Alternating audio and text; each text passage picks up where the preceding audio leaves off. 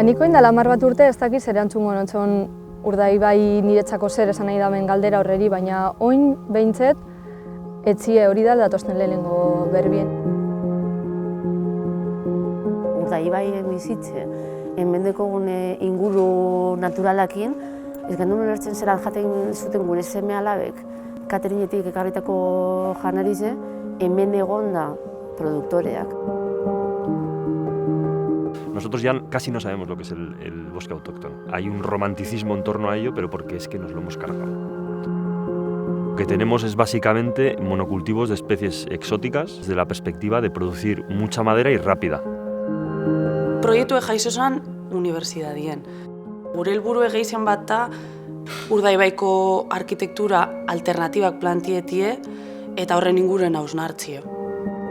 Era el oro verde. Cada 35 años más o menos, pues pum, un buen golpe, un buen empujón a la economía familiar. Usaina, jantokitik urtetan zen usaina bezberdina zen.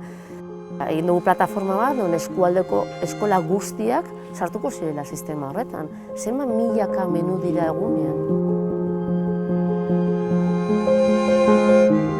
Bagetezkoen kaja bat letxuen igual euro bat.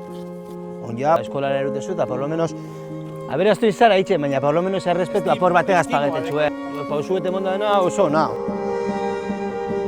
Oztopo batzun aurrien edo ezintasun batzun aurrien saiatzen dela zerutik jeusten ez dien gauza horrek beren kabuz sortzen eta nik uste Gerniken hori pasezala.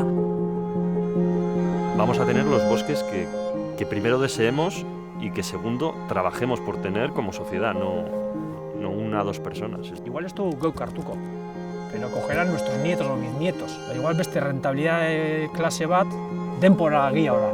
Lortutie beste baso bat, ez da? Frogatzen da, behin da berriro, dizberdinak izan da, elkarlana egiten badugu lan, ez gaitu ez da gelditzen. Ezin duguna da, itxaroten egonia erakunde publiko batek konpontzen dizkigula erasoak.